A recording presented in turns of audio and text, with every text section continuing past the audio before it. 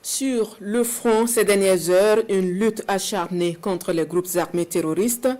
Une grande base composée de centaines de terroristes a été foudroyée après l'attaque de Congloré, suivie des frappes sur les positions de repli des criminels. Les rescapés ont cru avoir trouvé refuge sous un arbre, mais c'était sans calculer avec la vigilance des vecteurs aériens qui ne les ont pas épargnés. Plusieurs autres groupes de rescapés ont subi le même sort avant que les troupes au sol de nos forces combattantes ne prennent le relais pour nettoyer les déchets. Retour donc sur les dernières heures de cette lutte acharnée contre les terroristes avec Bienvenue Tansa. Après l'attaque de Congloré hier soir et les frappes sur les positions de repli des criminels, les observations ont continué toute la nuit. Très vite, les vecteurs ont découvert que la position de repli était en réalité une grande base terroriste où pullulaient des centaines de terroristes à pied et moto. Un bombardement intensif va s'en suivre après cette découverte par les avions de chasse.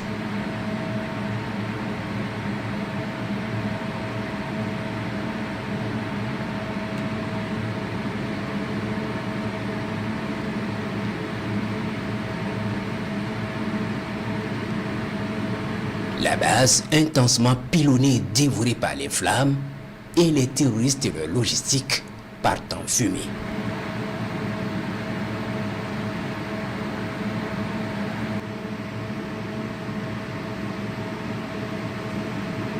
Un temps d'accalmie et des rescapés de bombardement essaient de se reconstituer à quelques centaines de mètres des feux.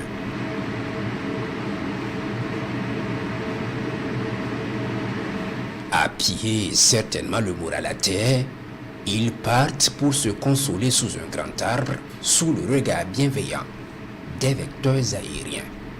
Ils se croient tirés d'affaire.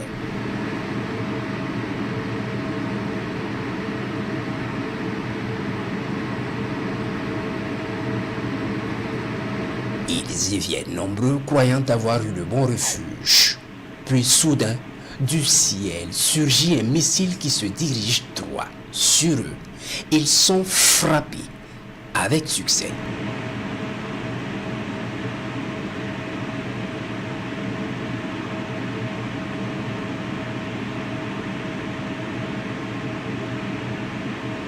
Un autre groupe de rescapés trouve un mode plus ingénieux. Pousser discrètement les motos pour quitter cet enfer. Eux aussi se croyaient tirés d'affaire jusqu'à ce que du ciel ils soient foudroyés violemment.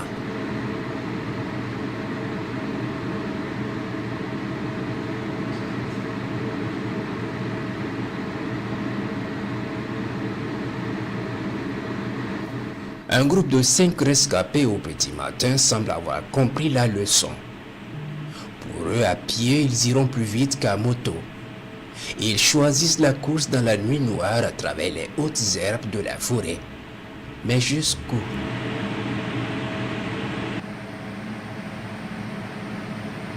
Puisque les unités au sol, progressant fièrement avec le drapeau national, ont également lancé l'assaut sur la base pour terminer le travail des opérations aériennes.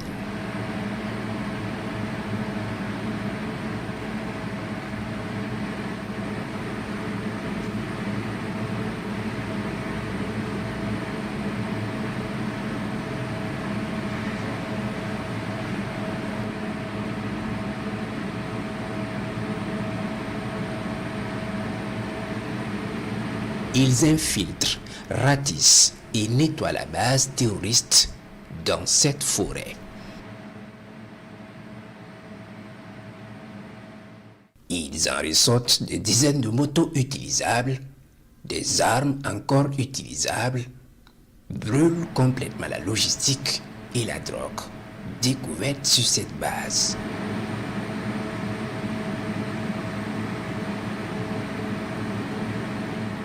Des dizaines de motos irrécupérables et brûlées par les bombardements, des armes calcinées et des cadavres de criminels un peu partout dans la forêt, comme sur ces quelques images.